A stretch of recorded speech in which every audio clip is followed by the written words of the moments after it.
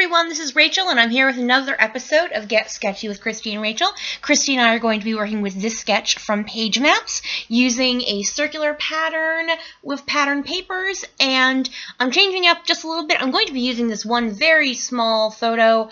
This is a photo taken in the early 80s. That is me, the little girl kicking sand, along with my grandmother. And because I'm doing that, I'm choosing to make the circle a little bit smaller. Now, that is a piece of chipboard that I used.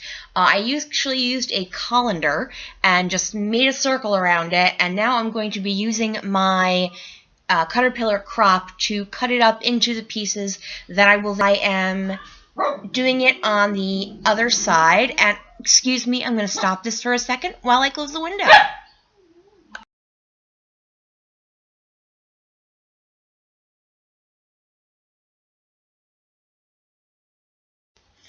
Okay, so it's a very nice day here in Connecticut, and I thought I'd keep the window open, but that's a no, because there are kids playing outside that my dog wants to protect me from. Okay, so I just pull out some of the pattern papers from the fancy free 6x6 paper pad, and all I'm going to be doing is trying to find ones that I think are going to work well to go in the circle, and once I do that, I'm going to go ahead and use my pieces that I cut out of the chipboard to draw on the back and then cut out using my scissors. Now, I'm only going to show you this first one I did, and I used my scissors on the curvy part, but after this, I found it was actually just easier to grab my X-Acto knife and cut it up again. It just made for a much smoother circular part than my scissor cutting did.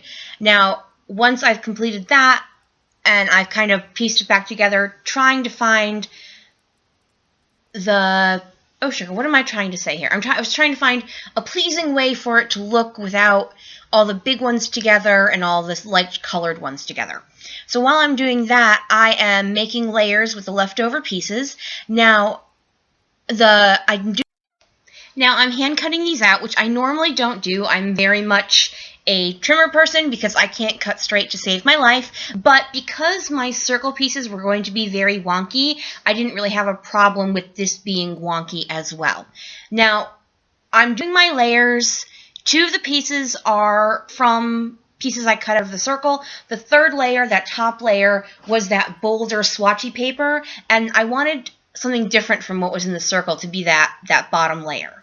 So I considered for a second using this pattern paper, but nope, right back to the white cardstock.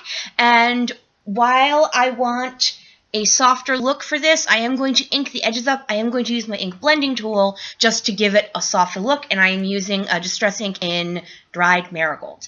Now, I have all of this set up, and I'm going to put my paper to the side.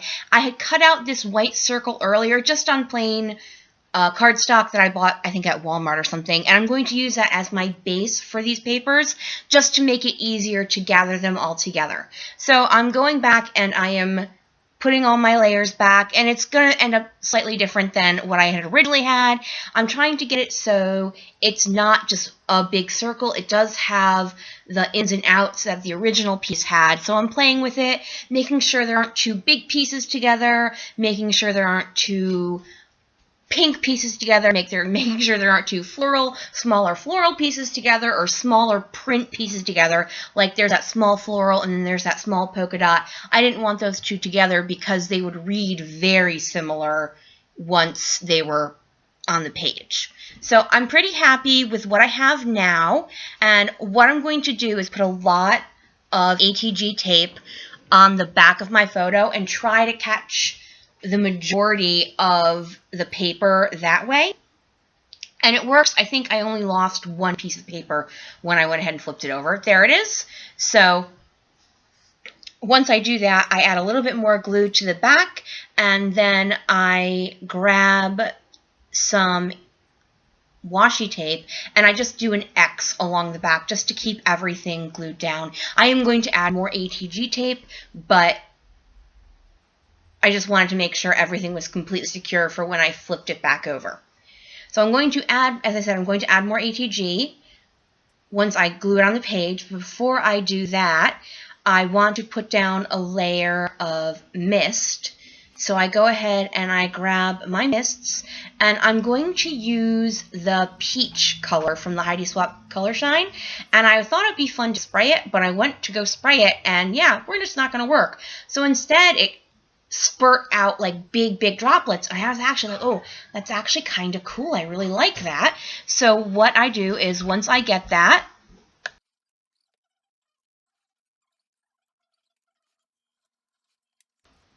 sorry, folks, there was someone coming down the stairs, so I had to pause it.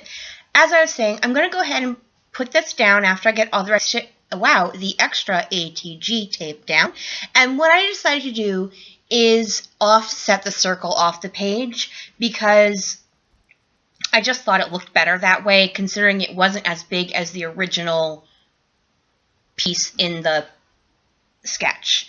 Now, I grab this journaling tag, and that is from the Fancy Free, and in the sketch it's a film reel, but I saw this circular journaling piece and I thought that would be perfect. And then I'm going to take the puffy stickers from the Fancy Free line, and they have faux stitches, and I thought those are really cute, so I ran them across 2 of my pieces. I'm also grabbing those word puffy stickers, and originally I was going to put them above and below my photo, but then I thought, I wonder if it would look cute on the pie, for lack of a better word, and I thought, yes, it does look cute. I also got the wood veneer pieces, and I'm going to pull out a button and the word play, which is going to be part of my title. Now, my button, there was a defect in the back of it. It never got sanded down, so I had to use a pop-out later on. I'll, go over that when I do it. And then I'm going to pull the word dream from these thicker glitter words that are just, oh my gosh, they're amazing. I mean, they're just so creamy and awesome, and I loved them so much. So here's where I go ahead and I put a pop dot in the back of that because glue is not going to work at all. I do use my liquid Scotch Quick Dry adhesive on the back of the wood veneer word play, and then I use an ampersand from the puffy sticker pack. Now I'm going to go ahead and grab my Maggie Holmes roller stamp, and I stamped something in the dried marigold underneath, and I'm not quite sure what it is. I will be totally honest, I did this layout a few weeks ago. I wanted to make sure I had it for May when I wasn't quite sure if I was going to be able to scrapbook a lot in May, so I just wanted to make sure this one was done. So I'm going to go ahead and do my journaling, and this is just one of my favorite photos of me as a child with my grandmother and a dog. No one knows whose dog that is. None of my family remembers, so it's kind of a funny story of the dog that was there, but no one knows whose dog it was. Okay, I also add a heart from that puffy sticker, and I'm almost complete here adding some manila dots, except I do add some Shimmer's Concrete Mist. It's a silver color, and that is going to complete my layout. So you think.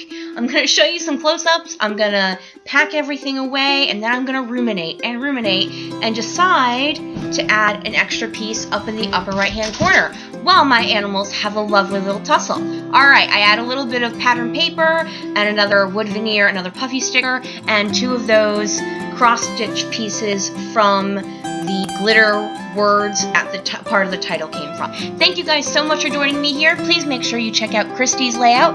I will provide a link to her channel in the description box below. Have a great day, everyone. Flip me a thumbs up if you can. Bye!